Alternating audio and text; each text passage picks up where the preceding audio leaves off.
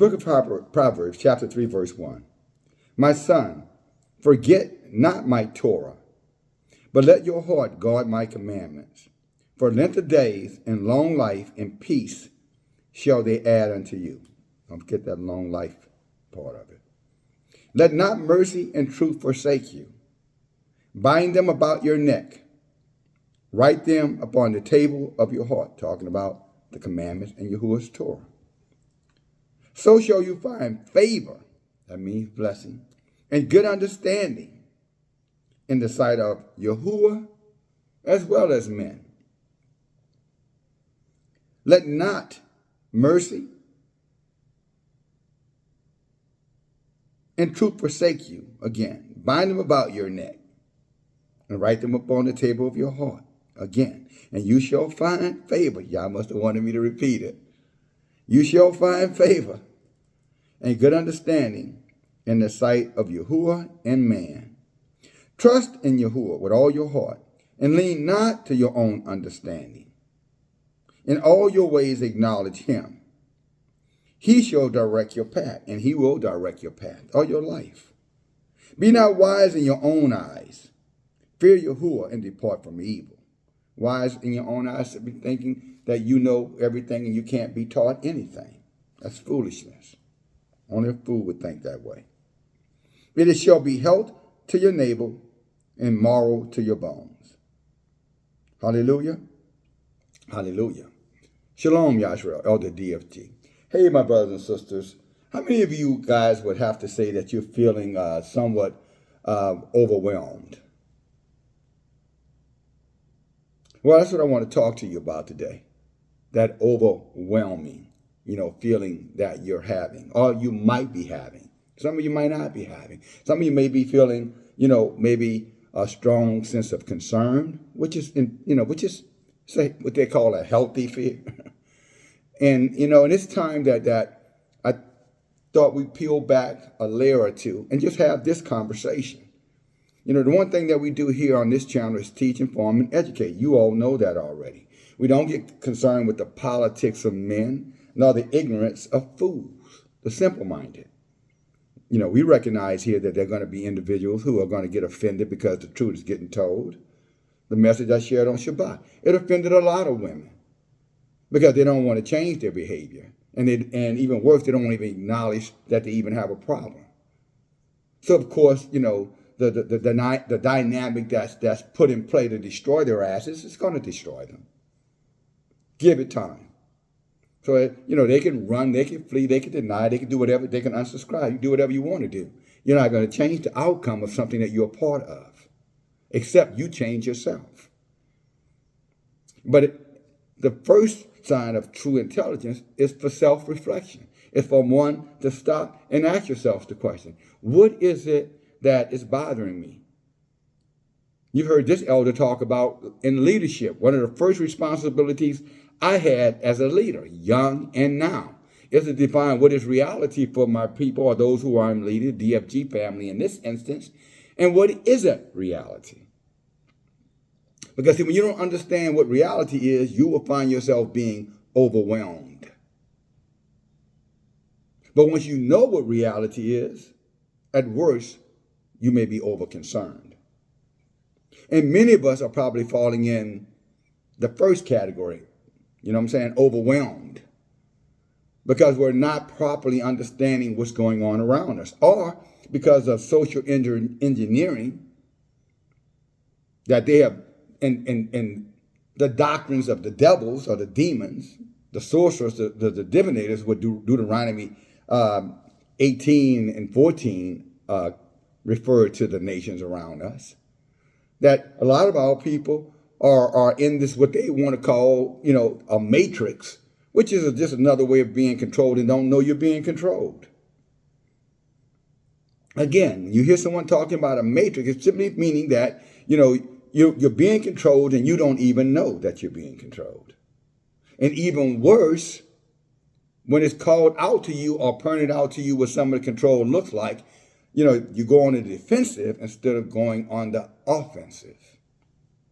Let me say that again. They go on the defensive, brothers and sisters, instead of going on the offensive. What they do, they go into a state of denial, finger pointing, attacking, criticizing, scornful, prideful, arrogance, high-mindedness.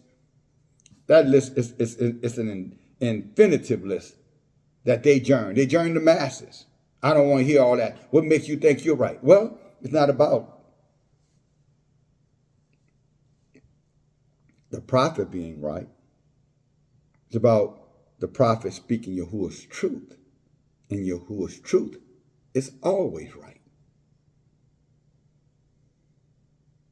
That's why Solomon said there's a way to seem right to a man. But because man tends to want to trust him or herself. And the times when they are overwhelmed but don't know what to do, so they fight against the help that's being extended to them. And because of a lack of understanding, as Solomon just said, it's like a fish with a hook in its mouth. And it's struggling to get off that line. And the more it struggles, it does not realize the deeper that hook is going into its mouth. Instead of stepping back and reflecting, taking a look, being patient to try to get a better understanding of what's going on, what they do, they just struggle. They just struggle and they struggle, just like the fish in the water. And ultimately, they wear down and end up on someone's plate. And even though that's a metaphor of a fisherman and a fish, it's the reality of many of us, many of Yahuah. Because when the truth comes, we have been taught to run from it, unless that truth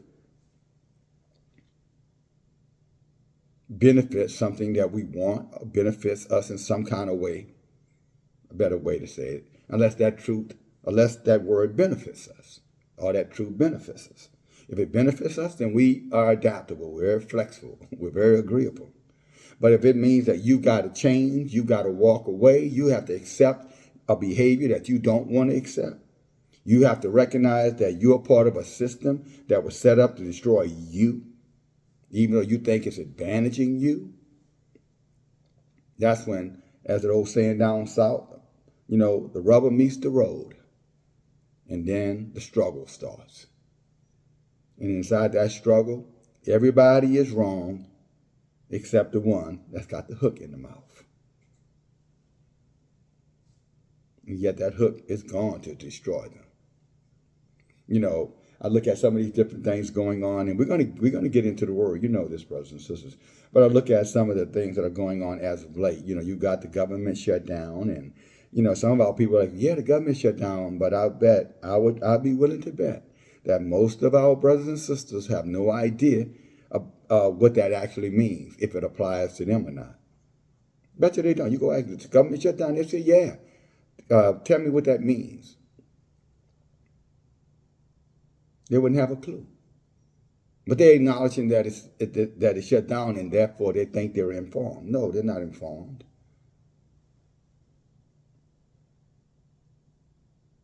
That's just information. Information that's not acted upon, it's just, words. It's nothing. It's like, not useful, like trash. They hear this rhetoric about Trump. Trump said this and Trump says that. If Trump is good for anything, or if he's running anything, better said, it's just his mouth. He's a toothless tiger. He's not running anything.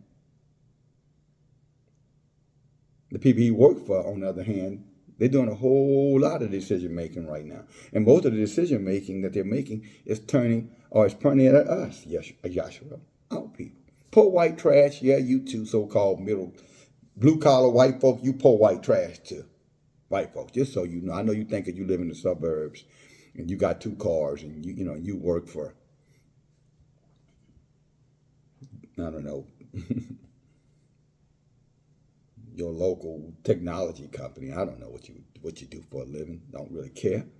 But you just trash. You are the poor white trash. You thought he was the one living in a trailer. No, it's the slaves amongst you that keeps them rich because they got you on that hook line. You want to make America great again when you ought to know by now greatness has nothing to do with a landmass. Greatness has to do with a heart. What's in a man. And if you knew what was in your folk, your kind, you know one thing about them. They are definitely a heartless people. And you know that. Although you will deny it, you will run from it, you will try to throw shade on it. Oh, we got y'all out the huts of Africa. And that's your reparation. You guys are just about as, I don't saying, damn, you dumb. But again, you can't tell a fool nothing. What does Simon say? A fool, hates knowledge. So, of course, you might think he's more than that he does more than run his mouth, but no, he doesn't. In another less than 3 years, whatever's going to happen, he'll be the, whatever he got to release, he would already have released it. I'm not talking about power. I'm talking about weakness. The illusion of grandeur. He would have already spread it, and most of you would have jumped into it, talking about you, poor white trash. But Israelites, I'm not going to, act like you're not sitting over there like a bobblehead doll. Yeah, Trump is doing this, and Trump is doing that, and Trump is ending Section 8, and Trump's going to end food stamps, and Trump's going to end the government jobs, and Trump's going to lock up the people, and Trump going to get peace in the Middle East, and Trump going to end the war in Gaza. All just silly, straight up dogma, matrix. And therefore, causing many to be overwhelmed. What am I going to do next? What am I going to do next? But see, if we were trusting in this book like Yahuah says, yeah, a little concerned, but overwhelmed, Because see, this book teaches us to be courageous, to be bold, to be, to be resilient, to take a stand, to have a conviction, not on lies, not on religion, not on theology, not trusting, in the heathen system of things. The book actually talks against that. Yeah, I know the New Testament lie tells you to obey those who are in charge of you because they want you to continue to be, again, in their matrix, under their control. And between religion, your government, your military, your financial institution, and your educational institution, they pretty much got that hook all in your mouth. And then when Yah sends a prophet, as he said he always would, and that prophet comes and say, stop, you're going the wrong way. Instead of all people stopping and listening, they just shake their fists at the prophet and say, who made you ruler over us? And then continue like sheep being led to the slaughter. I mean, our people still believe that Jesus is their Savior. Think about that. If you ever want to see a people that is, totally indoctrinated to believe that a spirit that they never seen, a spirit they never have, that made all kind of promises, and they never seen any of those promises manifested in their life, and they still believe it. They didn't see it manifest in grandma's life, mama's life. For their entire life. Grandma was at the church, most of them. Grandpa, too. And they never saw anything there that helped them become victorious. They never saw anything that when they went in that church, they came out one way, came out that church a different way. There was no evidence at all. And when there is no evidence, then guess what, brothers and sisters? There is no crime. Where there is no evidence, there is no truth. But they were taught to make believe what they believed was real. And then they lived an overwhelmed life because they led a life of complacency. Sirach talks about it in Sirach chapter 22. It says they were slothful. I'm not saying not hard working. Hell, they worked harder than anybody else. Sharecropping, you name it, our people were doing it. Still doing it in the prison systems, by the way. Sharecropping didn't go anywhere. It just went over to the prisons. You got over 2 million Israelite sharecroppers. There are about 1.6 million sharecropping Israelites who are still sharecroppers, just like their great-grandparents were. From the, from the plantation to the penitentiary.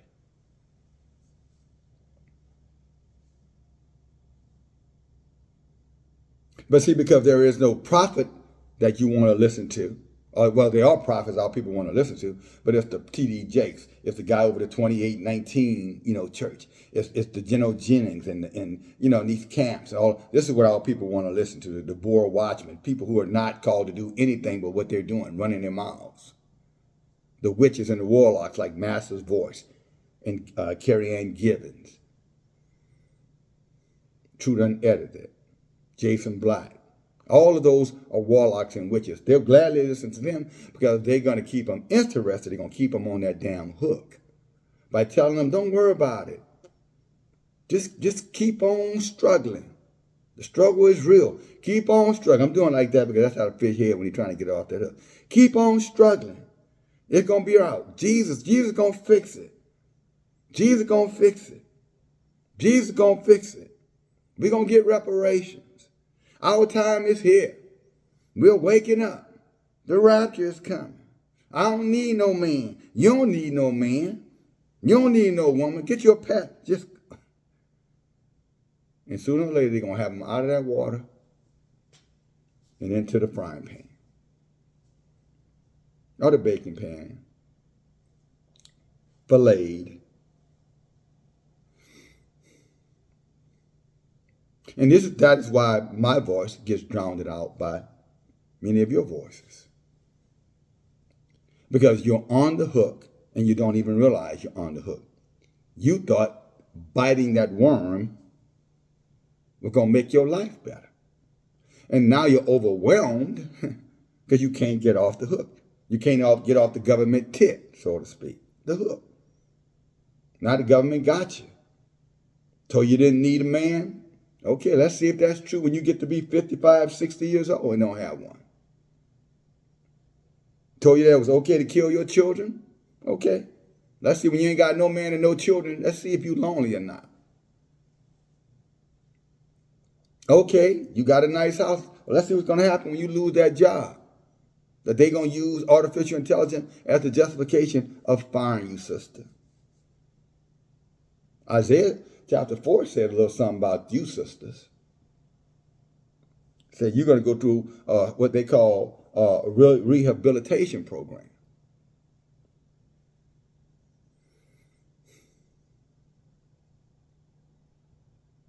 You see, again, this is why, I'm here. This is why Yahuah said, go and warn the people, tell the people. He said, it's not up to you, elder, watchman, prophet, to force them into anything they do not want to do. But for that remnant, those who genuinely care, those who may be, concerned and recognize they don't have to feel overwhelmed, them is who I'm sending you to.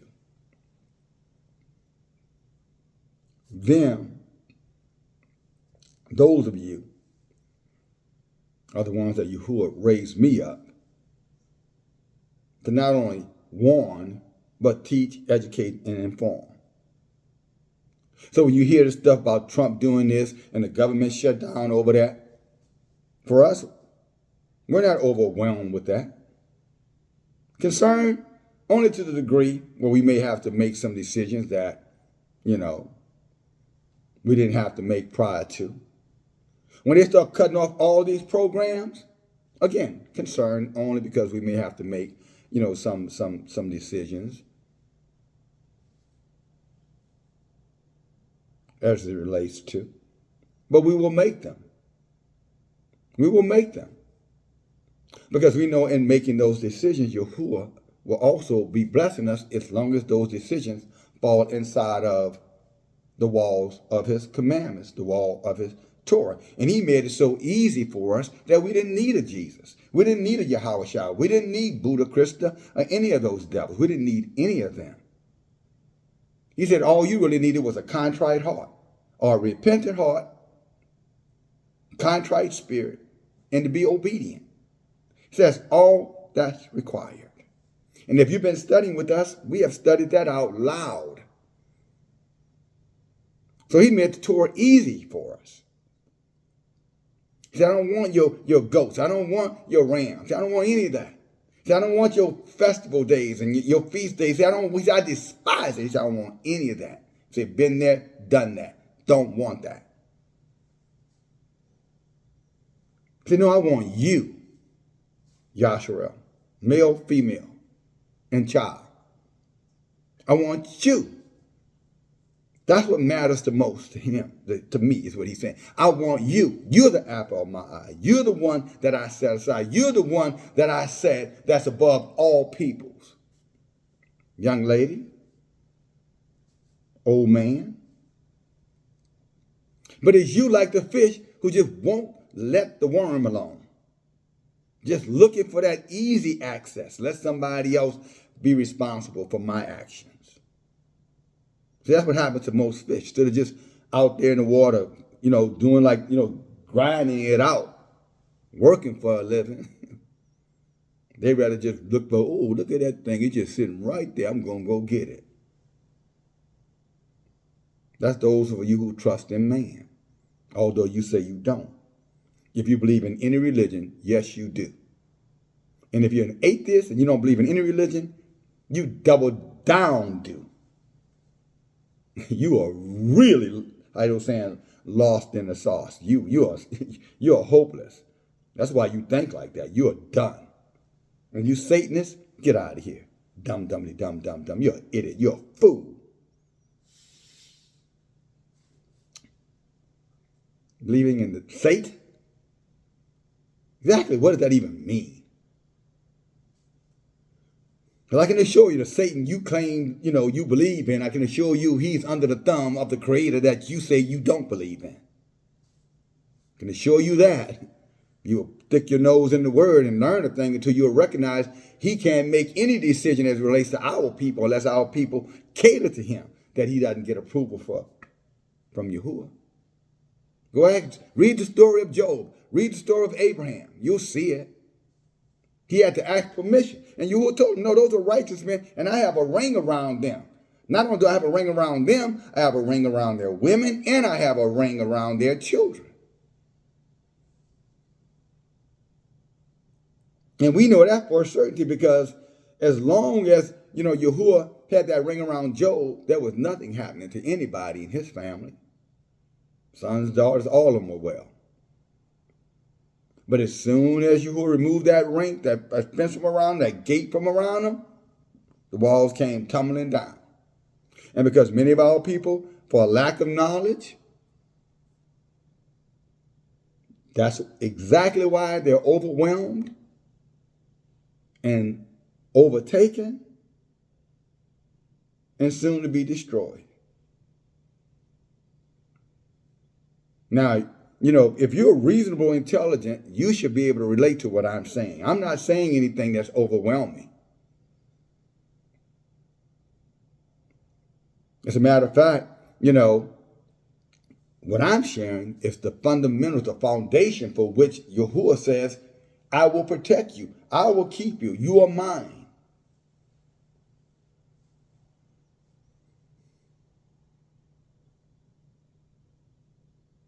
But again, like the fish on the hook, that's not good enough for many of our people.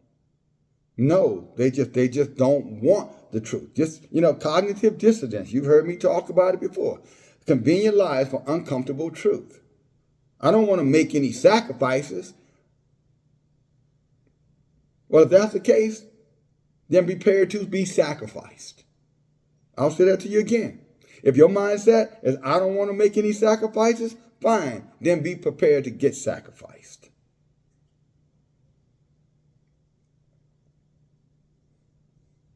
But for the rest of my brothers and sisters, I'm talking about those of us the book identifies us as the righteous remnant. For the rest of us, we're going to put in the work. We're going to study. We're going to meditate upon this word. We're going to assemble ourselves together as we do on Wednesday nights and, on Shabbat mornings or midday Shabbat, afternoon Shabbat, depending where you are on this earth.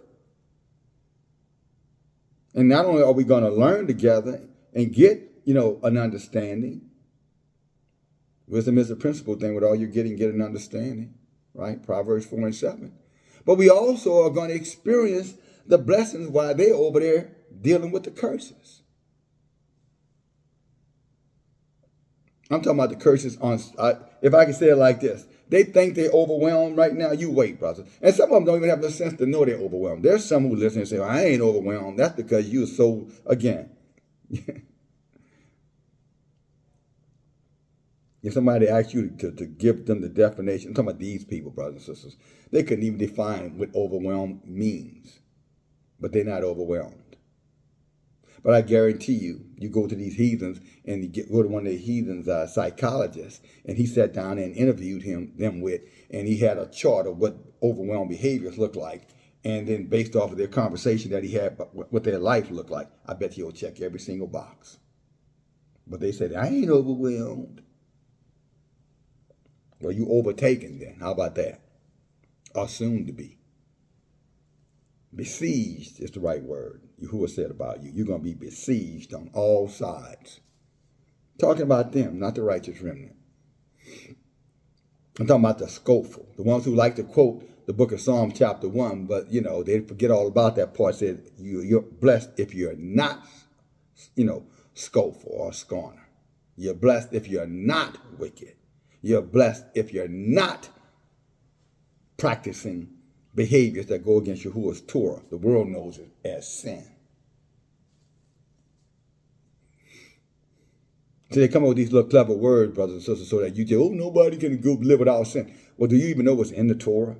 Do they even know what Yahuah says is necessary in these last days as relates to the Torah and what is not?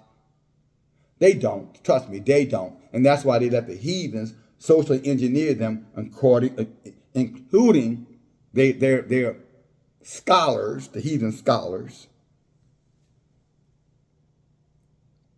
influence them to get them to believe that you can't keep the Torah. You need the heathen's gods with an S or a little e, Elohims. However you want to say it, doesn't matter. You need magic to make it happen. You need a trinity. You need a 3-in-1 or 1-in-3. You need to, cast the lot, throw the dice, bing, hit the lottery. Well, there's only one winner in the lottery, one at a time. But then again, it was only 8 that got on the boat, right? But there were many who didn't get on the boat, but that were redeemed. Yeah, that's in the same book too. But when you let your heathen define success for you, you let your heathen decide what you believe, what is salvation, what is redemption or redeeming to you, what do you expect you're going to get other than lies? You're going to get their way of doing it. You're going to be handled and measured by the way they handle and measure their enemies.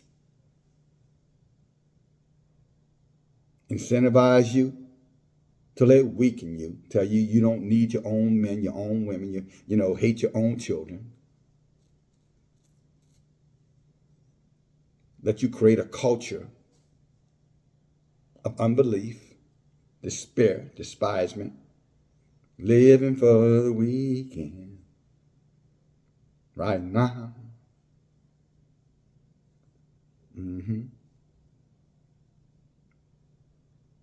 But see, they don't tell you about things that can happen for those who live for the weekend. Mississippi, South Carolina are 2 good examples. Hell, I can even throw in Tennessee if I just want to add a little icing on the cake. Homecoming party, Mississippi. After the homecoming game, 20 of them shot, several fatalities. Mississippi, Friday night. South Carolina, alumni party. You know, we went to school together. Let's get together and see if Johnny's still looking good. Let's see if Tammy still got that fat butt. Maybe I may be able, you know, she's a little older now. Maybe she ain't so stuck up. That's what it's all about at the end of the day, brothers and sisters. Don't believe the hype. But yeah, another 20 of them shot.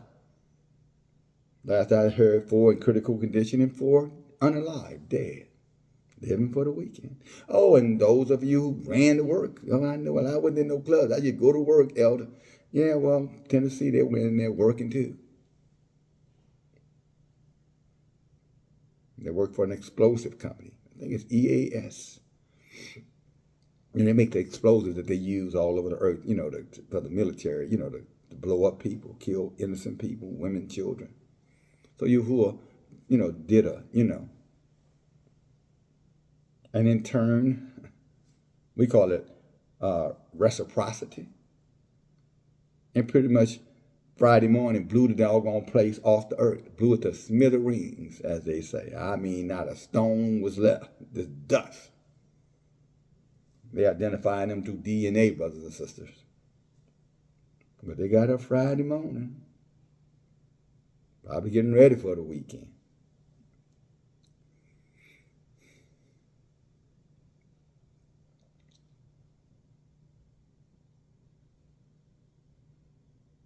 But see, there's power in the word of Yahuah. There's power in his Torah. There's power in truth. But nothing but weakness and folly and fear, overwhelmness.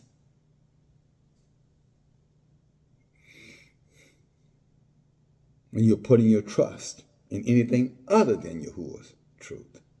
And I mean anything else. David was clear to us in the book of Psalm chapter 55, 17. He said, what?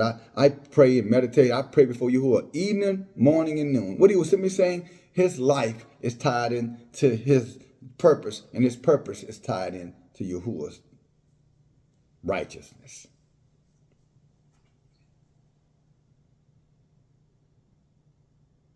And if David could do it, we could do it. The book says, I do not change. David said, easily, when you look at Psalms 105, 15, what did David say? Touch not my anointed, do my prophets no harm. So David was saying, it's just not David that Yahuah was protecting. David was talking about the anointed of Yahshua, the chosen. He used the word prophets, not prophet. Because there will be many. There will always be one.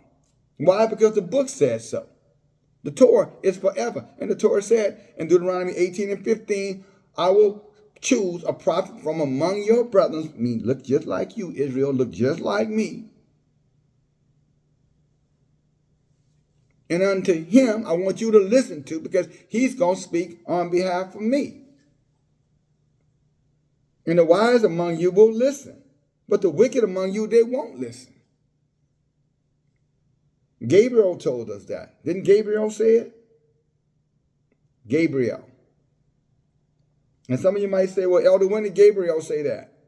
Come on now. Then I'm going to start questioning your, Then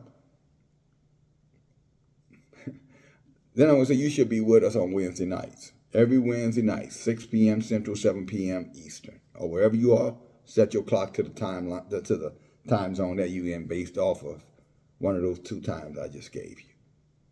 Because if you were with us, you would know good and so well that Gabriel absolutely said that, and you'd know exactly where to find it.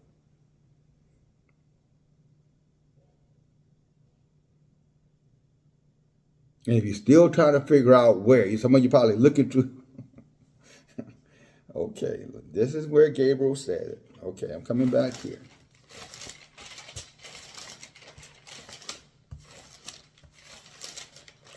The heathen got us so caught up in living our best life now, and, I can do all bad by myself, that when the truth comes, our people shun, our people get angry, get mad. Don't you tell me what to do. I'm going to do what I want to do. This is my family. It ain't your family. The book said all souls belong to Yahuah. They may have come through your loins, but the book said their souls belong to Yahuah. They ain't your. You don't own nobody. That's your problem. That's the problem of many in Yahuah. They're all about owning somebody, controlling somebody. Mine, mine, mine. This is mine. This is mine. This is mine. Selfishness. Arrogance. This book clearly says all souls are Yahuwah's. And he said a soul that sin, it will die. You can read that in the book of Ezekiel chapter 18. Start reading at verse 1 through verse 3. This is why a lot of young people turn out to be heathens. Not all of them, but a lot of them have turned out to be heathens because they were cultured or cultivated by parents who didn't have enough sense to teach them anything. To teach them about values and morality and about a Savior and a Creator that was real, tangible. A book that was written exclusively for their people. Led these children astray like sheep to the slaughter. And then they want to have the audacity to attack the men of Yahuah like it's our fault, like we're trying to lead your child. No, you let them, and you're responsible for what they turn out to be because you allowed yourself to be manipulated, overwhelmed with the cares of this life.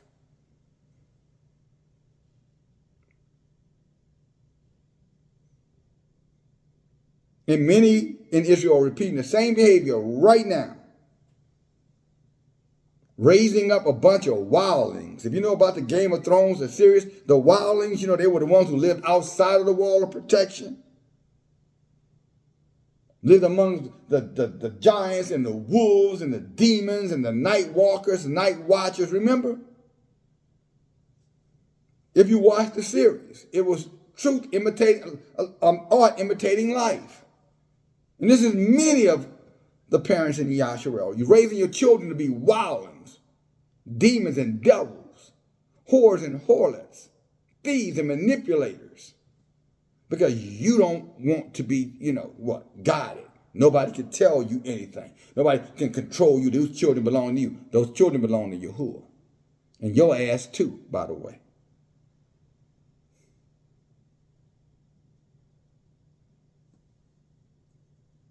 And many of you writing checks your ass can't cash. Talking smack, trash. You're scoffers, mockers. Same one that David talked about in Psalm chapter 1, verse 1. And then talking about you blessed. But look what Gabriel said. The book of Daniel chapter 12, verse 9. And he said, go your way, Daniel, for the words are closed up and sealed to the time of the end. Many shall be purified, made white, and tried. This is why I say you can be, over concerned without necessarily being overwhelmed. Because you're going to get tried. You're going to get tried through the fire. But see, when we're in Yahuwah's Torah, we're in Yahuwah's truth, is when we're being led by his prophet, guess what? We're going to get through that fire, just like Abraham got through that fire. He made it through. Yah was with him. Isaiah said it in Isaiah 43. Hope we doing precept now. You should already be ready. But Isaiah chapter 43, verse 1 and 2 says, when you go through the flood, I'll be with you. And when you go through the fire, I'll be with you. Did he not say that? And he was talking about Israel, righteous Yasharel, the righteous remnant among us, the few. But we here. And he's chosen us because we chose him. He's redeemed us, put his wall of protection around us because we chose him. Yeah, he chose us as a nation, but as he said, many of our people will become profane, idolaters, pagans, thieves and murderers, liars, cheats and crooks, abominable people, raising children who do not have any belief. That's why I'm so proud of our dear sister, I'm just going to call her, or Deborah, because I think that's a safe name.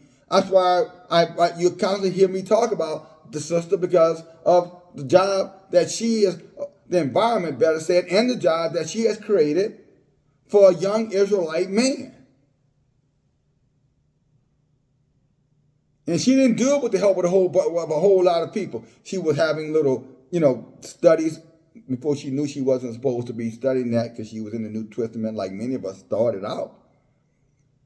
But when she found out what we were doing here, she threw that mess away and got something better. What the book tell when King Ahasuerus, was dealing with Vashti and she didn't want to, cooperate? What did the men tell her? Men tell him, his wise men told him, no, get rid of her. You need to get somebody better than her. She got rid of that. She said, no, I'm getting rid of all this stuff. I'm going to get something or someone better than all these people in my ear. I'm going over here where DFG is and where the DFG family resides. Talking about it now with teaching. One day, actual living amongst one another. And so she took the time and grabbed her son and said no, and got rid of some other folk, around him who didn't want to have a part of the truth, cleared the deck, mopped the floors, bleached it, got them out of there, got rid of all the stink bums, the stink bugs, not bums, I'm not stink bugs. I really didn't mean to say bug, B-U-G-S, bug. She got rid of all the stink bugs because she didn't want him to have their odor on him. She didn't want them to have their odors on him. Talking about now, and some of y'all already know where I'm going, Noah. This little artist right here. He's more than a little artist, by the way. He loves Yahuah. This is him reminding each and every one of you to stum up the messages. And see, Noah is a byproduct of what the righteous remnant can do in their right mind.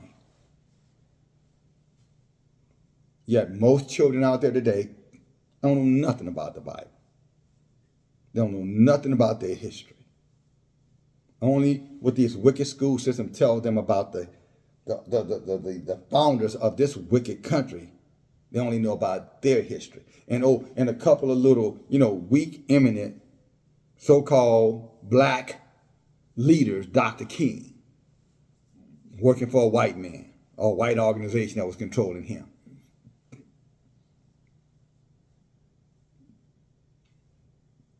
Thurgood Marshall, another one, NAACP, white organization controlling him. Malcolm X, he was controlled too by Elijah Muhammad, the Nation of Islam, and a white organization was controlling them then and still controlling Louis Farrakhan and every one of you FOI idiots, fruit of Islam. You're all being controlled. If you're in any religion, you're being controlled. You camps, you communities, you too. Jennings and works for the government, so does Dow. You ain't figured it out yet. And all them little ones who fall away, them too, the Rufus and the rest of them little devils. They're all same part of, they're all, like I said, many tits on the same damn pig, female pig. They're all sucking off the pig. Demons, heathens. So just listen to me. Don't read nothing. Just listen to what I got to say. And bring me all your money into my storehouse. So I can buy me a bigger boat and a bigger truck and build me a bigger house. And don't you say nothing about it, because I deserve it. And like fish on a hook, all I'm over there following, about 1,000 brothers and sisters, about hundreds of thousands. I'm talking about amazing to me. I'm like, goodness. Whew. You're talking about the people in rough shape, overwhelmed and don't even know it. overwhelmed and being played like a fiddle, as they say. And unfortunately, many of you are part of it indirectly. Because when you just decide to sit it out and don't do nothing, then you're just as guilty of those over there. When you're sitting on the sideline and doing absolutely nothing, you're just as guilty as the ones who are manipulating your people. And that's why our people are destroyed, because the people who could help and do something about it won't do anything about it.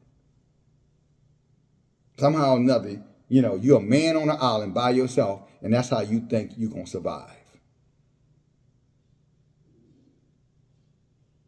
Because I don't need nobody, but just the car you drive was built by somebody. I don't need nobody, or the food that you eat was probably produced by somebody. I don't need anybody, but the water that you're drinking from wherever you're getting it from was probably generated, produced, or sold by, that you bought from somebody.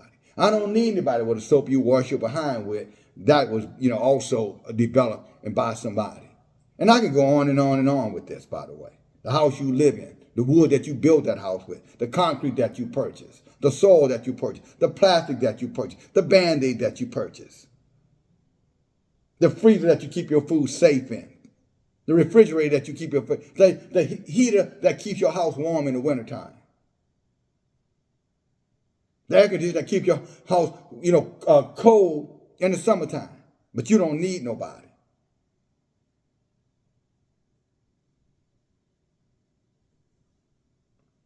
I don't get it. Seems like to me, you're dealing with some denial, self-denial, huge. Well, now I'm going to say it easy. You're in the matrix. But you're in the deep part of the matrix where you can't even be talked out of the matrix because you're convinced that there is no matrix. You're convinced that you're not being controlled. Or even worse, you'll say, I'm the one trying to control you. In no actuality, I ain't trying to control anybody.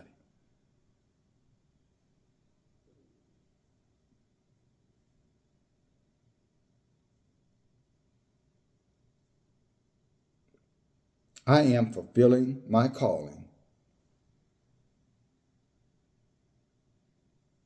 And that assignment was given to me by Yahuah. And only Yahuah will take me off this assignment. But he gave me the assignment because he didn't want you on the hook. But you don't want to get off the hook. The lies, the deception, the ignorance.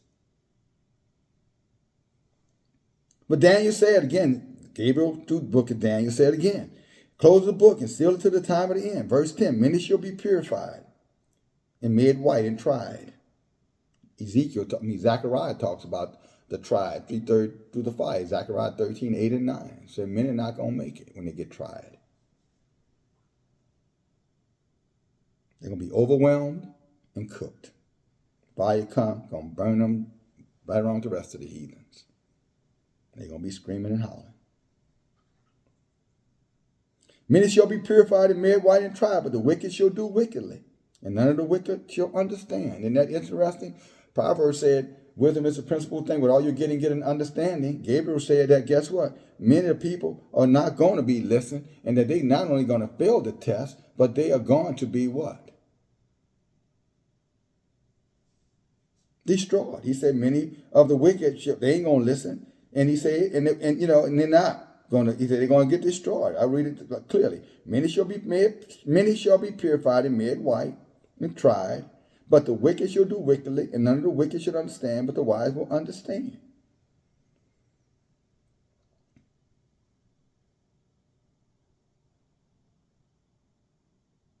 And this many talks about this over the span of time. But when you look at it holistically, it's just a few. That's why Ezra said the world was made for many, but only a few will be saved. That's why I mentioned earlier in the book of Joshua, it talks about Noah. It talks about the 8 that were saved. But if you were to read Joshua chapter 4 and chapter 5, you will recognize that there were a lot of people who believed Noah. It wasn't just, those 8 people that believed Noah and Methuselah. A lot of people believed them. And they were spared. Y'all said, no, I'm not going to let them drown. They're like some of that will be with us. Yah said, I'm not going to let you, be a part of, what I'm saying, this horror to come. And many of us say, well, I don't want to be a part of it either. Well, it's not the choice you get to make. Yah's choosing. But there are some people he will, unalive because he don't want them to go through it. But Yah will determine that, who that is. But he said the wise, they're not going to listen. But, Daniel's not saying anything different than Enoch said. Enoch said that in the book of Enoch, right? Brothers and sisters, chapter 97. He said the simple will not listen to the wise. Because they let somebody tell them they don't listen to no man. Well, what about the one that Yahuah has sent, that he said you're supposed to listen to? You're not going to listen to him either?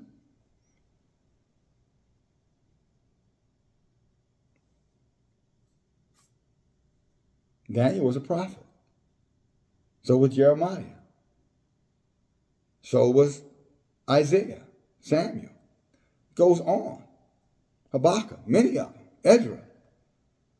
But we let people tell us, oh, ain't no more prophets. Are you kidding?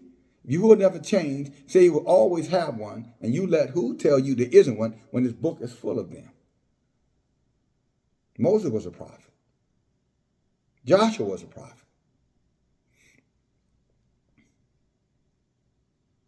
Gideon was a prophet. But it's no convincing the simple. To the wise, you will not listen. Isn't that what he said, brothers and sisters? To the wise, they will not listen. Enoch 97:16. To the wise, Daniel said it over here too, though. Gabriel said it, in the book of Daniel. Gabriel said it too.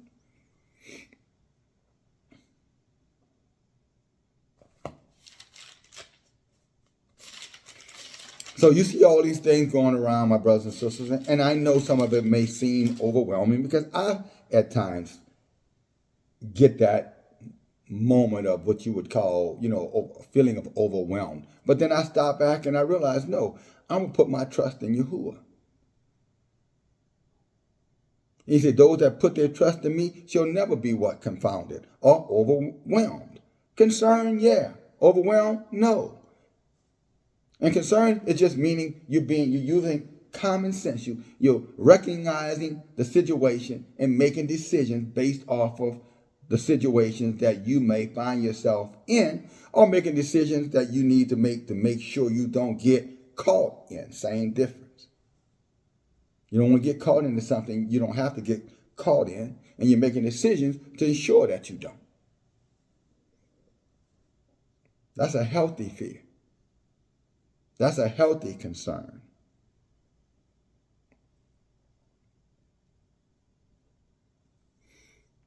But I just wanted to point out a little bit of that in the very beginning of the day's teaching. Just hopefully to jolt some of my brothers and sisters, shock you, so you don't bite that hook. See, this fence, Yah's Torah, it's like an electrical fence. You come close up to it, it's going to knock you back. That's his grace and mercy knocking you back. See, these heathens among us don't have no fence. So they're just running into everything. Everything that's in their path is tripping them up. Everything. And they're still trying to figure out why Jesus hadn't fixed it yet. Never realizing he ain't fixing nothing. Never will, never have, and can't. It's just a demon. With a lot of spiritual power.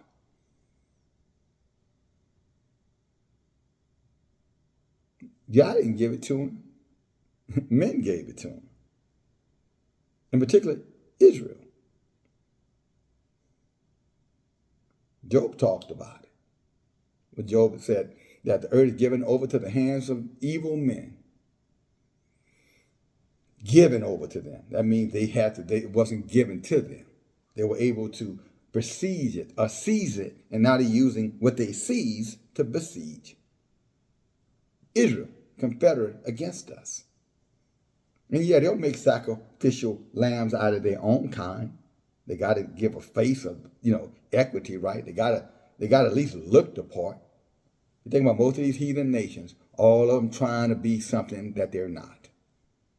All of them.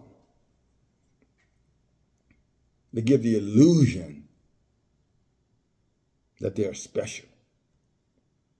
That's why all of them got their president days and their flag days and their military days and their war days and, their revolution days. Think about it. All that shit that means absolutely nothing at the end of the day. Just a big show, a parade. People spend a lot of money, and then folk go on back home to the same little miserable existence they call life. Big charade.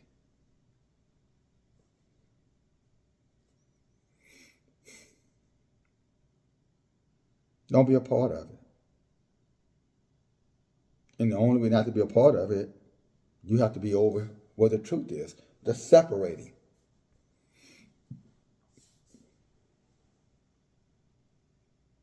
You have to detest it. You have to reject it. You have to identify it. And you have to have enough, sense of purpose in your life to understand your life is greater than what you see.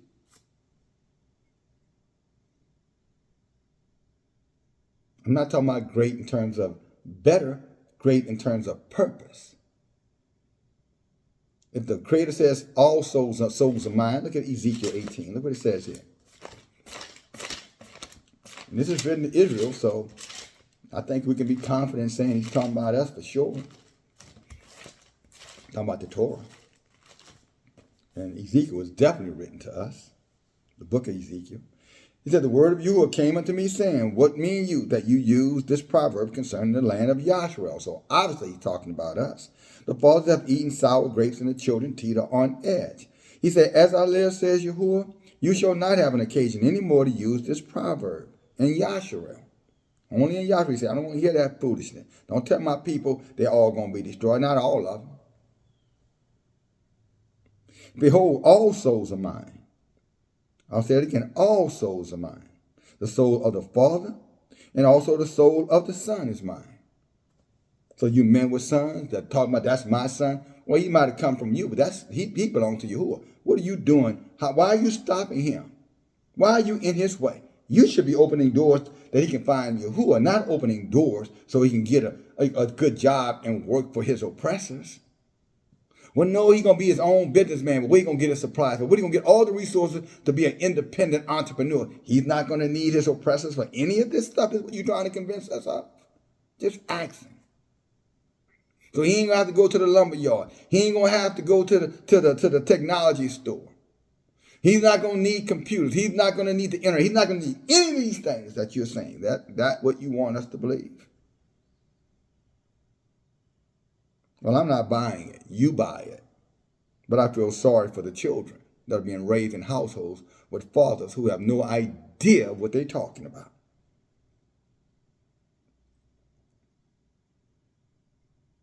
But some of you fathers, you know what you're talking about. So you know, obviously, I'm very proud of you. You have my respect. You understand? That boy, whether he's 7 years old or 5 years old or 8 or 9 or whatever old, he has a soul.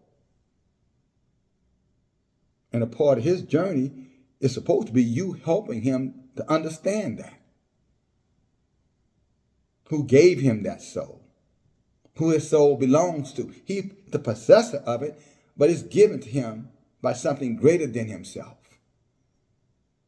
that you are instructed to teach him about. The book says you train up a child. The book says you give him the Torah, you post it on the doorposts, on the gates, on the mirrors, like the eyeglasses that he wears to see better. And when you don't do that, then you're in dereliction of duty as a father. You're not a good father, man. You're measuring your son's success by the heathens instead of measuring his success by the Torah.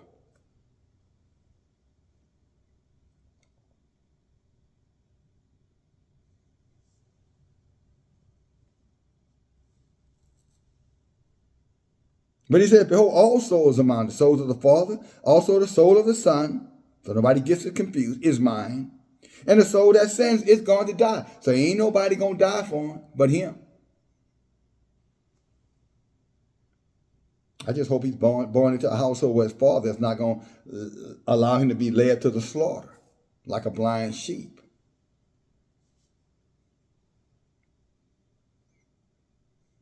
And for the fathers out there that did not know how important this is why Yahuah sent me to show and remind you how important this is. You grandfathers, you too, for your grandsons.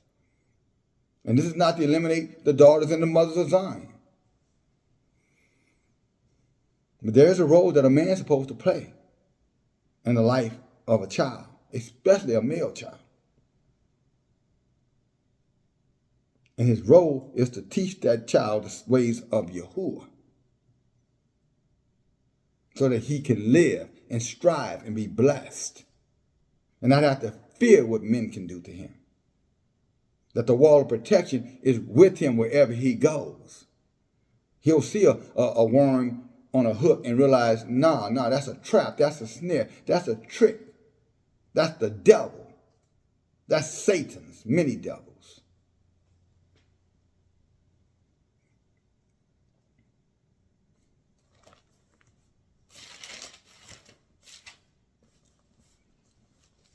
Well, let's go over to Proverbs chapter 28.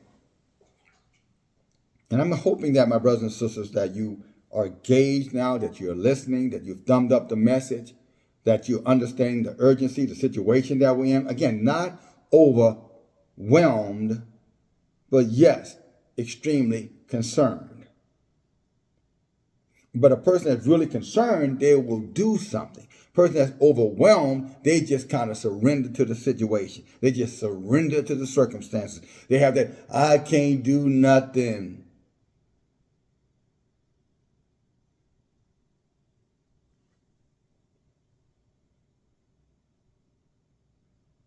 But then they say they trust in Yahuah.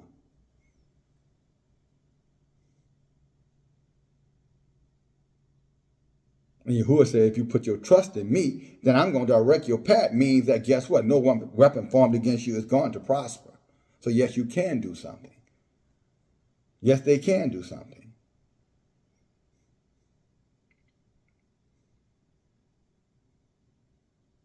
But you can't have it your way and Yahuah's way at the same time.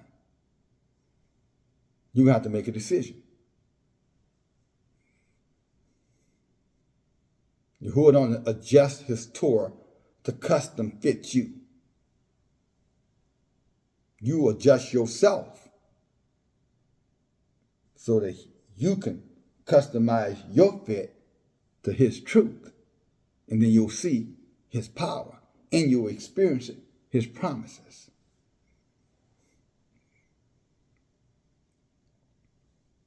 Yahuah is the potter, we the vase, not the other way around.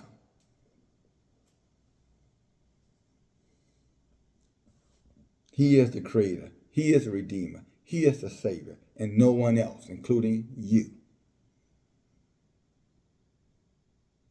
or what you believe. That's what I mean by including you. Talking about you may be them, may not be necessarily you, brothers and sisters who are listening to me. So the sister Lydia's and the Maria's and Brother Keith, Brother Starks, Brother Dennis Dave. Y'all know I'm not talking about, y'all get it, right? I know y'all not the only ones that get it, but I'm just saying you guys get it.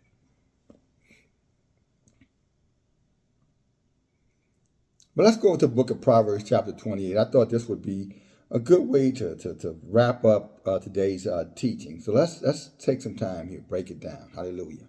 All right, the book of Proverbs chapter 28 starts, verse 1. The wicked flee when no man pursues. Interesting. Overwhelmed. So they run. But the righteous are as bold as lions. Yeah, they understand that these are troubled times, but they're going to fight. They're going to take a stand. They're going to take a stand for Yahuah, and they're going to take a stand for one another. Talking about we the righteous. Verse 2. For the transgression of a land, many are the princes thereof. But by a man of understanding and knowledge, the state thereof shall be prolonged. And he's really saying what Isaiah said when he said in Isaiah 40 and 31. He says what? Those that wait upon Yahuah shall renew their strength. That's what this is saying. It's not talking about patient and being patient with wickedness. That's what it's talking about. It's talking about seeking Yahuah for clarity, seeking Yahuah for understanding, and then acting upon that knowledge. You know, I was reading just the other day in the book of 2 Samuel. And on many occasions, before David made a decision, King David, he would ask Yahuah, can I go? Should I go? And then he would wait for Yahuah. Yahuah sometimes said, yeah, go. Another time he would tell him, no, stay. So that the answer was predicated upon what Yahuah wanted. David had a desire, but his desire did not supersede Yahuah's commandment. He did not allow his desire to supersede Yahuah's will for the people. So when Yahuah said go, he went. When Yahuah said don't go, even though he asked to go, he did not go. That's what obedience looks like. Not doing what you want to do, doing what thus says Yahuah's word. We understand it as his Torah. We can't say we trust in Yahuah and then we trust in man, meaning yourself. Ourselves.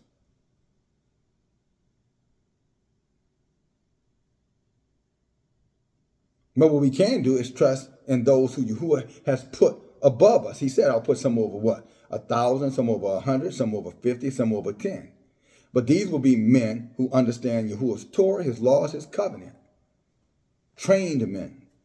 And these men will be responsible for those under their charge. And if by chance there's something come up that one of those men cannot handle, then they go to the ultimate one, the prophet amongst them. And they ask him those questions. As with Moses, as it is today with some of us, Yah's prophets. I don't want to say us. As I am. You come to me if you don't understand it. I'll be more than happy if you're coming out of a genuine concern and you've already, you've looked, you've searched, and you still need some clarity. One of our dear sisters was asking me early in the week about clipping her hair, the edges, because men not to trim their beards. And she was asking, well, can I trim my hair? What does the book say? I said, well, it's not in the book that you can't, so that means that you can, clipping the edges. But she was wise enough to ask. And then she asked another question, something related to, Halloween. And I shared with her the answer to that, and she's like, okay, then I ain't doing it. See, this is what righteousness looks like. If you're not sure, you ask. When you know, you do. And Yahuah will bless you and protect you and keep you. He will prolong your life. He will prolong your days. Solomon said that in chapter 4, and we're hearing it. In Proverbs chapter 3, verse 5, 6, 7, and 8, 9, say it will prolong your days. In other words, your life is not going to be snatched by these crooks, these thieves, these murdering spirits all over the place. You don't have to fear them. Put your trust in Yahuah, and he'll guide, protect, and pull us together as he gather us from the four corners of this earth, as he promised that he would, all to a central location. And his prophet will be there,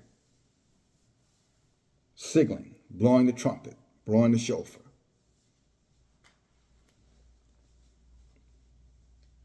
Verse 3, he says, a poor man oppresses the poor is like a sweeping rain. Or a poor man that oppresses the poor is like a sweeping rain which leaves no flood. And this is what you see going on with all of your politicians. You see this going on with all of your religions, your churches, oppressing the poor people. You see this going on with your governments. You see this with all these financial institutions, charging people interest on things that's ridiculous. And when they can't pay, what they do, they come and repossess. Your judicial system that robs your man, and when your man can't or is unable to be robbed, they throw him in prison and in many cases on behalf of you, daughters of Zion.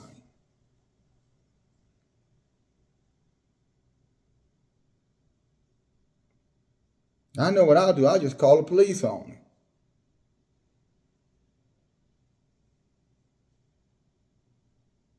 I know what I'll do. I'll just report him to this. I'll just report him to that.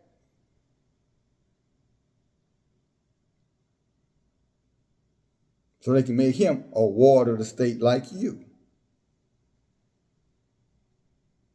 A prisoner of the state just like you. You just a prison without bars, and he's in a prison with bars. But you still as much as a convict as he is.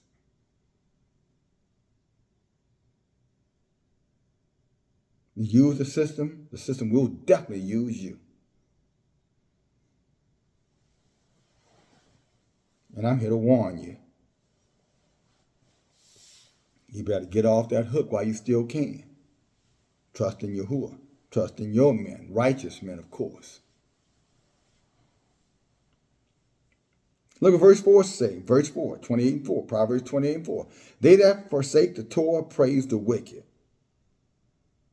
So that, to me, that cleans it up. So I don't believe in no Torah. The Torah is done away with. Then I already know who you are. We don't even have to have another conversation. We can just stop. That's the way we ought to deal with them, brothers and sisters. When they come and tell you that the Torah is done away, they don't believe in the Old Testament or whatever. At that point, you don't even have to guess who you're talking. They just told you who they're talking, who's talking to you. You don't have to guess who they are. They just told you who they are.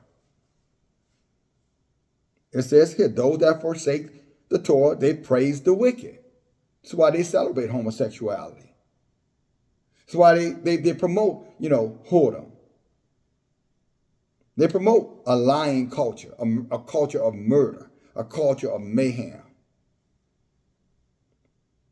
Because, see, the New Testament allows them to sin, to be wicked, to do whatever they want to do. Just believe in Jesus. Just trust in Jesus. Jesus will show up on your court day and defend you before a righteous judge with your unrighteous ass. And you believe that.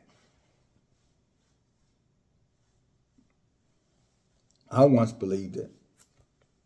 And today I sit back and wonder, goodness gracious, how could I have ever believed that?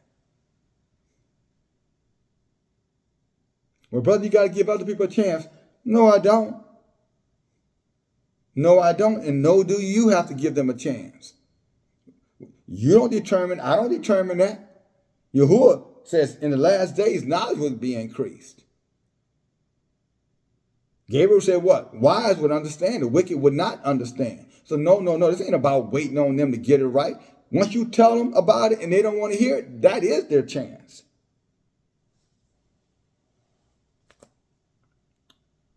No, you shouldn't be suffering fools. If you do, you're going to be overwhelmed. What I mean, tolerating foolishness, wickedness. Wickedness is like a disease, a plague, an epidemic. It spreads. And before you know it, you'll be in there fighting off demons that you brought in the first place. You the one, you cultivated the devil. Now the devil is nested in your head, and now you're mad because you're full of dread. We separate ourselves from that, brothers and sisters. No, we don't wait on them to get it right. It's like nobody was told to wait on us to get it right. We're supposed to trust in Yahuah, and he'll get you right. Trust in his teaching, his lessons, his prophet, his messengers. They'll teach you the things that you need to know. That's exactly what he said. But we better go let these prophets of Baal, religious ones, these entrepreneurs. I'm going to trade school. They're going to tell you how to supersede Yahuah so you can be blessed. Just go around, get you a trade and go around Yahuah. Get you a degree and go around Yahuah. Get you a great education, just go around Yahuah. Let me tell you something. Not going to work. It's not going to work. Even the heathens have a saying. What is the definition of insanity? Doing the same thing over and over, looking for a different result. It's not going to work.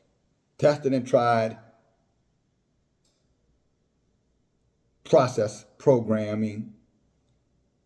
And all you have to do is look around and ask yourself the question, do I have around me that if the heathens took from me? Or better yet, what is it around me that I can keep the heathen from taking from me if they came and decided to take it? Without Yahuah's help.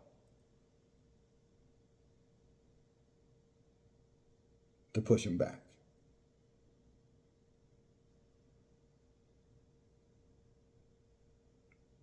And if your answer is nothing, then give yourself a thumbs up.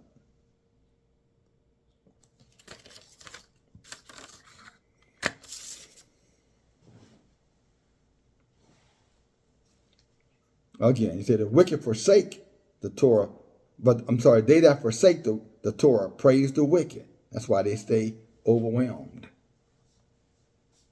But such as guard the Torah, we contend with them. We contend with the wicked. We don't succumb to them. They're not our friends. We don't make covenants with them. We don't hang out with them. We don't befriend them. We don't engage them. We don't suffer their wickedness. We contend with them. They are our enemy until they stop doing what they're doing. If they stop. If they don't, then they will be our enemies unto death. Most likely theirs than ours. Verse 5. Evil men understand not judgment, because they won't listen to the wise. But they that seek Yahuah understand all things, because they will listen to the wise.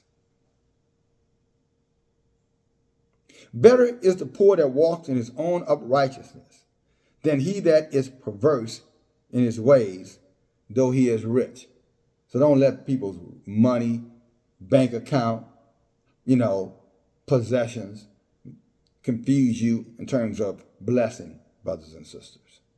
Those are that's just a big charade. It's just I said it earlier. This is what the heathens all over the earth do, all the other nations. What they do is they put up on this like makeup on their face to hide their ugliness.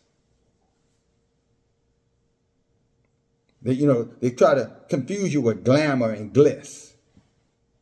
Tell you, oh, look at my life. It's so blessed. But it's just a fraud. It's just a fake. I can assure you, when the lights go off or when they go home, they are lonely and miserable. Their best friend become a bottle of wine, a can of beer, or a pint of scotch. Oh, then again, maybe some marijuana and other substance, some opioids. That'll cut it too for them. That's how happy they are.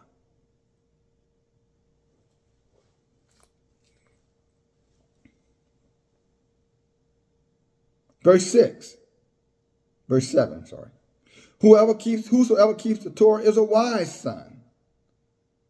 But how can a wise son keep the Torah when a father won't teach it to him? Whoever keeps the Torah is a wise son. But he that is a companion of unruly or unrighteous or riotous men, which is unruly men, they're ashamed to the father.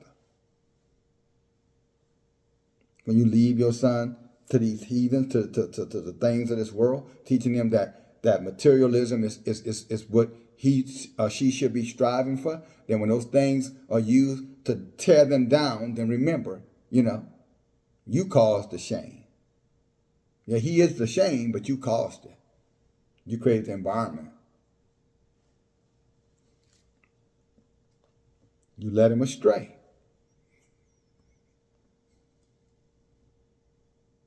Verse 8, he that charges interest, and we studied this just the other day. We don't charge interest on each other in Yasharel. We talked about that in last week's Tanakh study. We don't tax each other.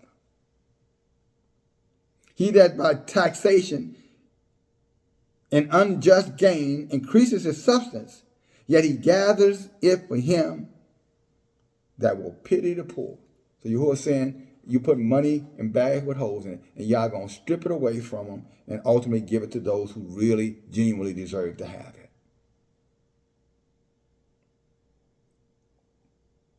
That's why he said you can't cheat your way to the top. You can't fake it till you make it. That's the lie you were told. And you'll find out when it's far too late. You're so far up that road, and you say, oh, I made it. You'll realize that ain't nothing up there but you, and everything that you're holding on is aging with, like a fine bottle, no. I want to say it's aging like, how you say age alcohol, but it isn't. It's decaying like a dead corpse.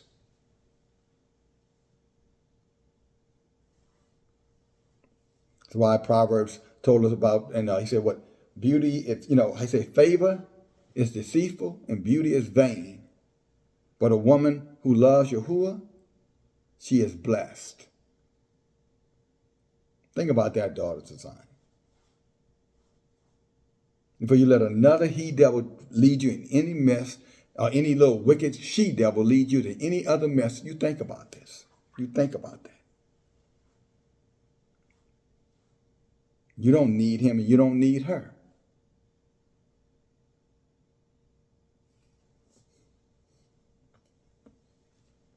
What you need is Yahuah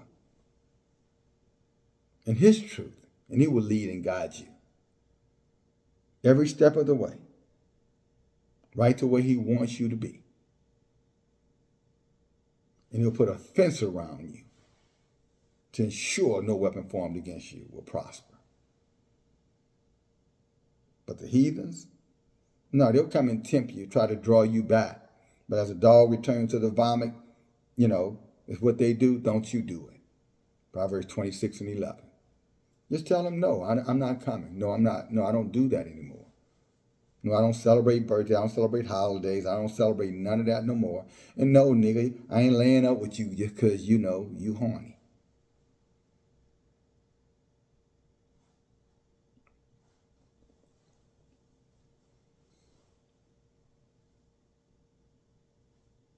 Verse 9.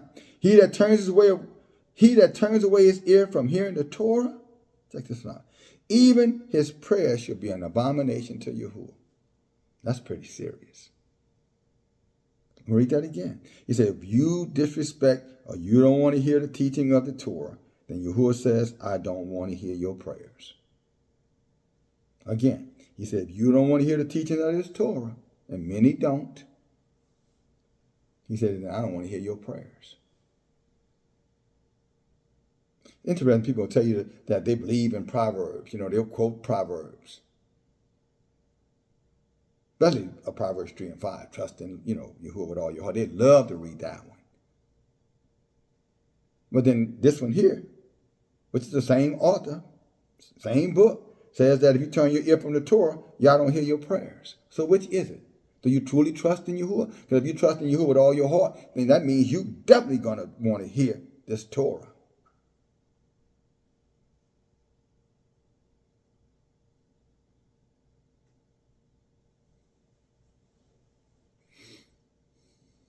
But he said, if you don't listen to this Torah, you refuse to hear this Torah, then Yahuah said, then I refuse to hear your prayers. That's why we get together every Wednesday night. It should be thousands of us. It's 50 now on average, but it should be thousands of us. All these people saying that, they believe in Yahuah and they believe they're redeemed. They believe they're the remnant, the chosen. But they over there, attending Bible studies. They're talking about, his competitor, Jesus, Yahushua, or Buddha, or Kala, or whomever.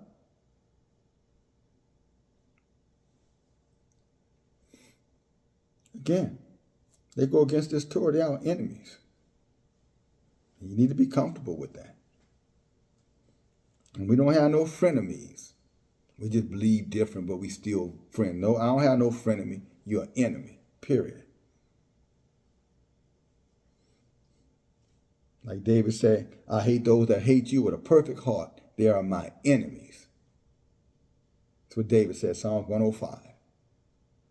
Right, y'all remember that? Let's look at that real fast. Why not? Or is it 105? Maybe 139. Take a peek. Hallelujah. Yeah, 139. He says, look what David says. Do I hate them, O Yahuah, that hate you? It's a question. Am I not grieved with those that rise up against you? He said, I hate them with a perfect hatred. I count them my enemies. So why wouldn't we?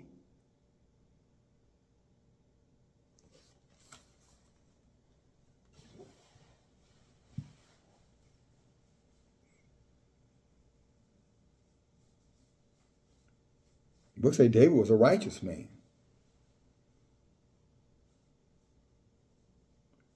Verse 10. Whoso causes the righteous to go astray in an evil way, he shall fall himself into his own pit. I was saying, if you dig one ditch, you better dig two. For all you out there plotting against others, just what? Yahuwah is going to plot against you. Plot against us all you want. Attack us all you want. But you wait till Yahuwah gets finished with you. He's going to cast your soul right in that fire, eternal. But the righteous, they shall have good things in their possession. That's what the word Yahuah means. It means righteous and honest, just so you know. Verse 11, the rich man is wise in his own conceit, but the poor man that has understanding, he figured it out. I ain't chasing, no money. I'm not chasing no women. I'm not chasing no men. I'm chasing Yahuwah. I'm chasing his truth. I don't care nothing about these things. Sister Maria always told me, I don't give a crap about nothing on this old world, this whole earth. And I agree with her. There was a time I did. I lived in expensive homes and had well paying jobs and stock options and things of that nature. Profit sharing. Ask me where it is now. I will tell you it's stolen. The thieves broke in and stole. I ain't talking about nobody broke in the window. I'm just talking about the people I surrounded myself with. Male and female. And where are they now? Gone. Talking about the people, the robbers. See, they'll always love you when you got something to give them. But just let it run dry, and then you'll find out. When their relationship with you is not beneficial anymore, brothers and sisters, so you're going to find out who they really are. Talking about, your so-called friends and family. David said that in Psalm 55. He said, their word was smooth as butter, but war was in their heart. Their words were soft as oil, but they had knives in their hands. That's Psalm 55 and 20. He was talking about family and friends. People close to him. That was written to warn us too, to remind us.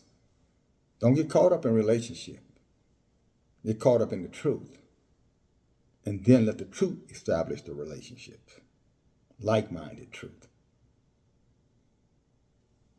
Amos said, how can two walk together except they agree, right? Amos 3:3.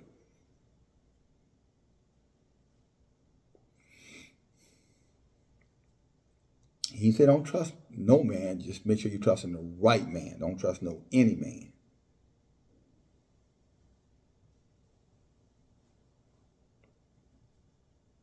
Verse 13. He that covers his sins, verse 12. When the righteous men do rejoice, there is a great glory. But when the wicked rise, the righteous man can't be seen. And that's why so many of them are following all these other content creators in these churches, and they're packed out, 2819 Church Jennings, all over the place. Church here, church there, church everywhere. And then over here where us, it's just us. Because he said the righteous is going to get hidden when the wicked is being celebrated. So don't feel bad about us being a few, brothers and sisters. Yahuwah told us this would happen. So rejoice in that truth, that you're here and not over there with all of them.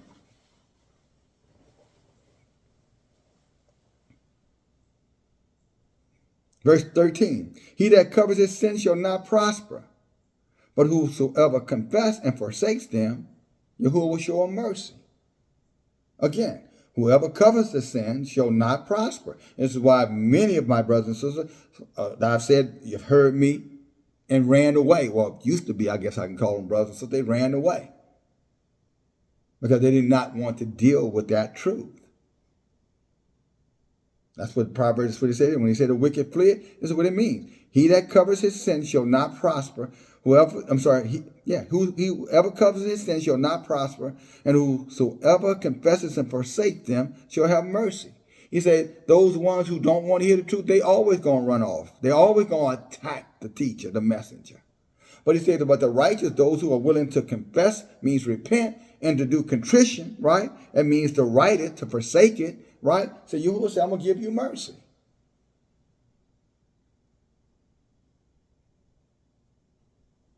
Verse 14, happy is the man that fears always. Now, again, that's what I said, not being overwhelmed, maybe very concerned. Called a healthy fear. Happy is the man that fears always, but he that hardens his heart, he shall fall into mischief. These are those who can't take correction, can't take rebuke. And there are many of them around us, brothers and sisters. But he said they're going to destroy them, their own selves. They're going to fall into mischief. They're going to get into folly, and eventually they're going to lose their souls. Their souls will die, be destroyed. Marked for damnation. Verse 15, as a roaring lion and a raging bear, so is the wicked ruler over poor people. And that's self-explanatory. 16, the prince that lacks understanding is also the great oppressor. But he that hates covetousness, which is greed, shall prolong their days. You don't live your life for money. You use money as a means to help others. You use resources as a means to help others. Verse 17, a man that does violence to his blood of any person shall flee to the pit, and let no man stay him. That's what he said, eye for an eye, tooth for a tooth. Exactly what you read in Exodus chapter 21. Say you kill, you're going to get killed. You thief, you're going to get robbed. You're going to go to jail. You selling your body, you're going to get AIDS and HIV. And who knows what else, every kind of STD. It's called equity. You get out what you put into life. Whatever you put into life, that's what you get out of life. You sow misery, you're going to be miserable. You sow envy, you're going to be envious. You sow jealousy, you're going to always be a jealous person. We talked about that in Sirach, chapter 26, about, women who behave in such an abominable way. You will say they're useless. Your creator who created you and is going to determine where you spend eternity, say those that behave that way are useless. He tells men, stay away from them. The righteous men. Leave them to the dogs. The doggish men.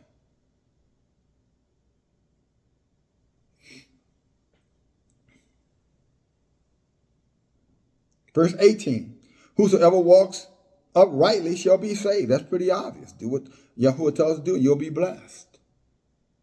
But he that is perverse in his ways shall fall at once. You see that word perverse?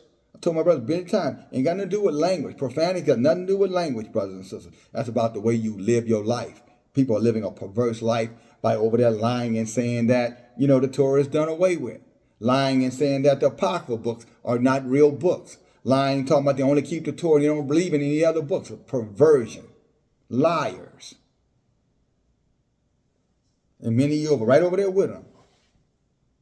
Reading for books that are forbidden. Adam and Eve. The Book of the Dead. Solomon warned us of that. He said too much reading of many books will make you weary of your brain. See, our focus should be what? Fearing Yahuah and keeping his commandments. Obeying his Torah is the purpose of the life of any man or woman. And then when we leave here, Yah said there are going to be things prepared for us, brothers and sisters, that we never could have imagined. The blessings that are going to be in front of us, he said it's going to be so overwhelming, we ain't going to know what to do. Many of you remember the dream that he gave me years ago now, where we, the men of Zion, were coming back from worshiping. And this is in the world to come. And we were walking through this beautiful valley. It was beautiful. And as we got closer to our home, we saw our children coming and running. You know, like the book said, a man that arrow, a blessed man, his quiver is full of arrows. We saw all our babies running, our kids coming to us. And as we got them, we grabbed them, we were tossing them up in the air, and they were laughing, and we were happy and joyful to see them again. We had been gone for a while. And then when we got home, our women were there, and they were smiling because they knew, oh, it is on now, oh. Y'all probably remember the rest of that story. All right, hallelujah. But Isaiah told us that. He said, eye has not seen, ears not heard, neither has it even entered into your soul the things that Yahuah has prepared for us who love him. That's Isaiah 64:4. Isaiah 64:4. Mark it down. Write it down. Reflect on it. Meditate on it.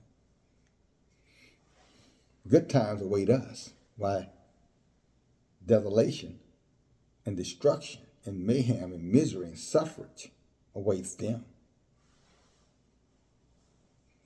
And you know the thing about it? They see it, but they don't have a power to walk away from it. But we do. That we have Yahuah and his Torah and his truth and each other. Verse 19, he that tills the land shall have plenty of bread. But he that follows after vain persons ain't never going to have enough. As I told you, build your house on sand. Don't be surprised when the first rain comes, it gets washed away. This is when you build a life around vanity, things to try to validate validate yourself about what you own and what you possess. So everybody can talk about, wow, look at what they got. Oh, look at the nice home he has. Oh my goodness, she's got that. Oh, he's got that. Look at that car. Oh, they got a brain. That's and there you are right there, the possessors of these things. You walking around strutting. No, half that shit ain't even paid for. Probably none of it is paid for. Probably got mortgages on all of it. You probably have no deed on none of it. And what you do have a deed on, your debt is so great that you better not ever lose your job. As soon as you can't pay those mortgages and everything else, these car notes you have, guess what? The enemy going to take it back. And that little stuff that you own ain't going to be enough to take care of y'all. You have to sell it all and end up with nothing. Still be in debt. Playing games for Yahuah. Letting man set the standard for success for you instead of you letting this Torah be your guide. Talking about them. Maybe some of you too.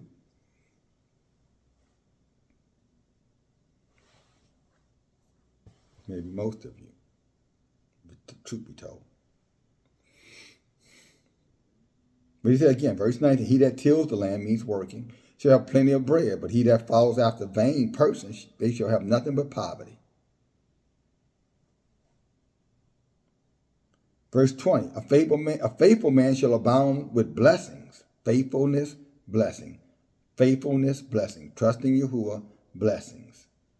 Staying away from wickedness, blessing. Staying away from the scornful, blessing. Staying away from those who live unrighteously, blessings. But he that makes haste to be rich, it's all going to come tumbling down. Again, building your house on sand.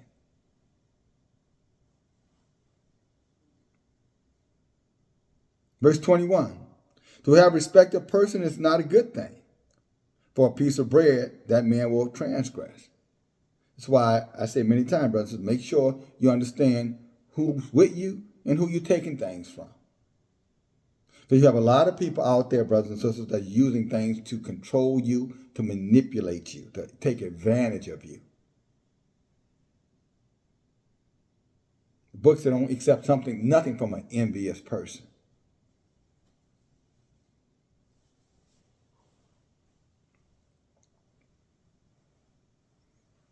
Again, to have respect of person is not a good thing, because those people will sell you out, or those who do that will sell you out for a piece of bread. Now, you know that's cooking with a low gravy, but that's who they are. It wouldn't be written here if there wasn't a whole bunch of people who fall into that classification and category, brothers and sisters. Remember that. Think about it. Reflect upon it. Who do you know? In order for them to do something for you, you got to do something for them. Always talking about what they did for you whenever you ask something of them.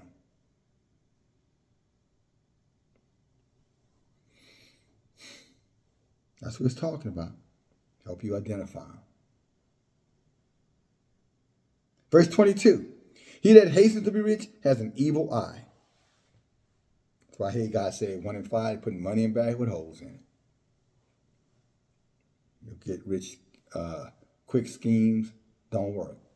All these drug dealers on these corners, I got to get that bag, I got to get some money. Yeah, guess what? Now they're in prison. Now what? Or dead. Now what? Or their bodies are ravished with STDs. Now what? Hearts are so bitter no man would ever dream of warning you. Now what? Your heart is so cold, no man would ever trust you, man.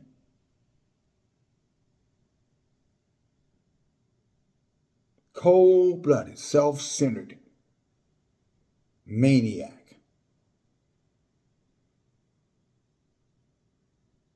You become.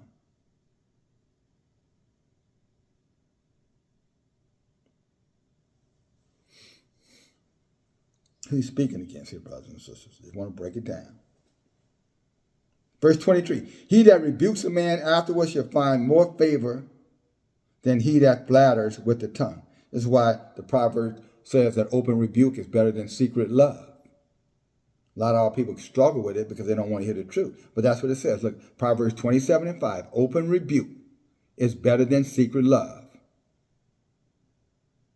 And yet when you openly rebuke, many of our brothers and sisters, they take offense and get angry and go on the attack and want to be accusing you of all kinds of things as though they did not commit the act for which you called out. Yet the book says, cry aloud and spare not. Isaiah 58:1. And call it out. That's to the prophet among you. That is his first and foremost responsibility to call it out. Through teaching you, making you aware, to strengthen you so that you be blessed. Be careful of those who flatter with the tongue, or who flatter with things. Be very careful, especially you sisters. Be very careful. Smooth word dude. Word smooth as butter. Don't care nothing about nobody but his goddamn self. He has a history of selfishness. You better go check his background.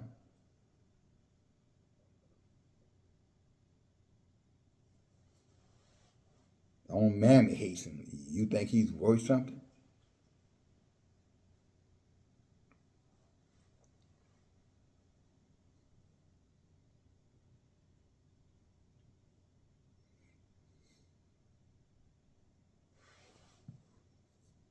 I'll just love him. I'll just love him to righteousness. No, he gonna destroy your soul. He's gonna destroy you with his wickedness.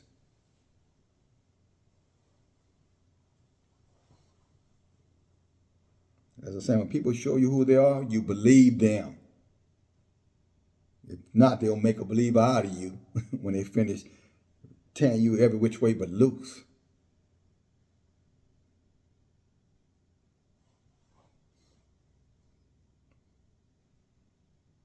Verse 24, whosoever robs his father or mother and says, this is nothing wrong with this, the same as a companion of a destroyer. These are wicked sons and daughters who speak evil about their parents. It's not talking about you have to be in covenant with them, you have to chase them or hang out, be a part of their life. No, cut them loose so that sins will die. They're going to hell, don't go with them. But at the same time, Yahuah said, don't even get caught up in that. If you got wicked parents, just let it alone, let it be. Go on about your business.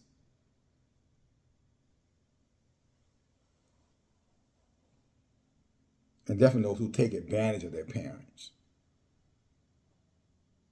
Leveraging their parents for a come up. That's why I don't get caught up in that. I want my child to be better than me and all that kind of folly. I want my child to be the best person to do that. Really, I want them to love Yahuah with all their heart and mind and strength, what I want. But they're not my competition, and neither am I theirs.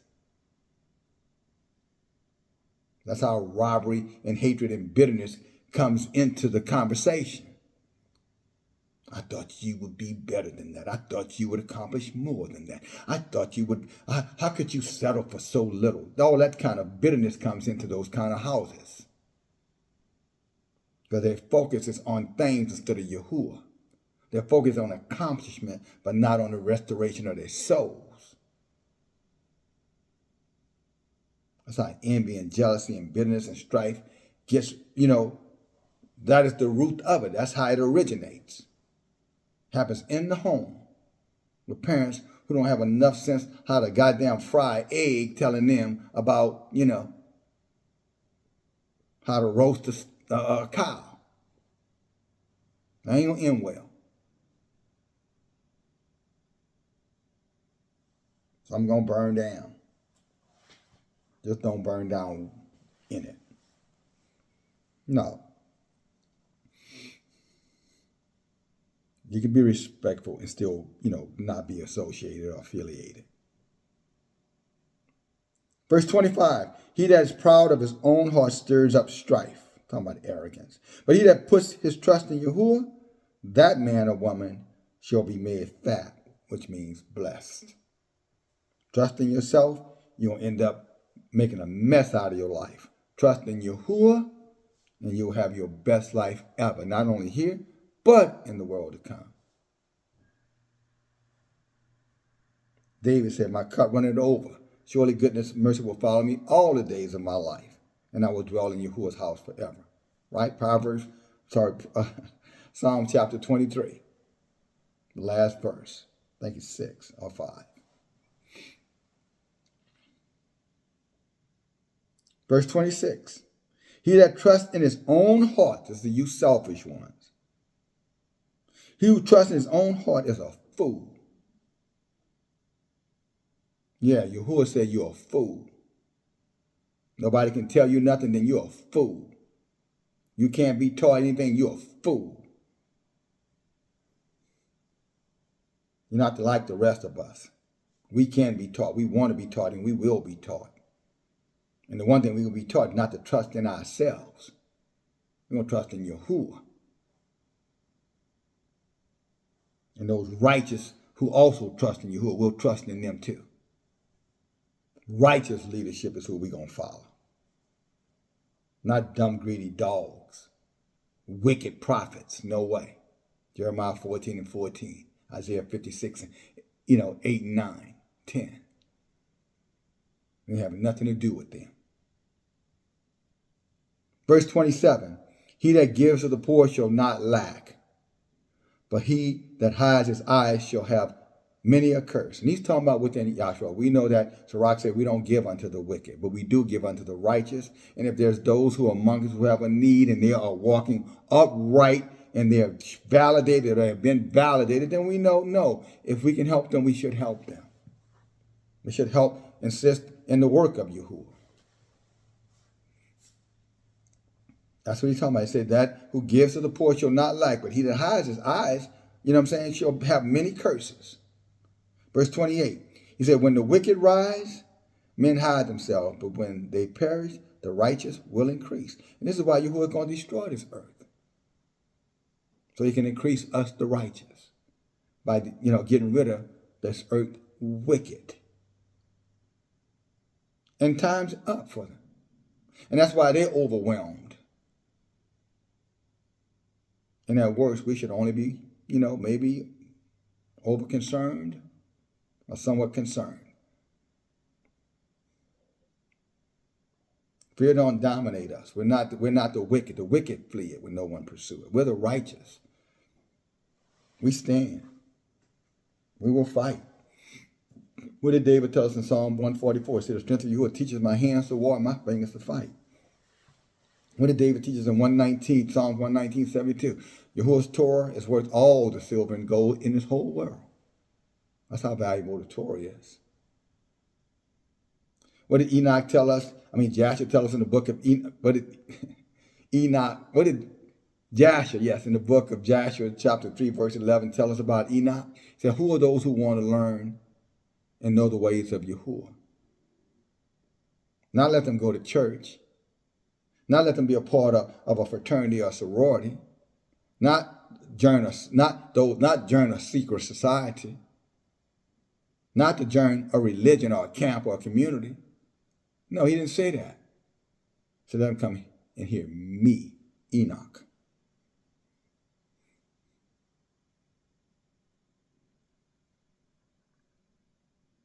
The books of Yahuwah can bless with many, but guess what, brothers? Never forget. 1 Samuel chapter 14:6. You can also bless with a few. And I pray and hope that few is many of you. That being said, my prayer is that Yahuwah will let these words resonate in your heart, marinate in your heart, reside in your heart, and marinate in your heart as it resides there. And equally that you will take it and put it into action. Let your life be your testimony. Hallelujah. Let your actions be your testimony. That being said, again, I want to thank you guys who support this work. After you share this message, and last but not least, give it a thumbs up, okay? And don't forget, we'll be here Wednesday night to Knox study. Who are those who want to learn the ways of Yahuwah's Torah? Let them come in here. Brother DFG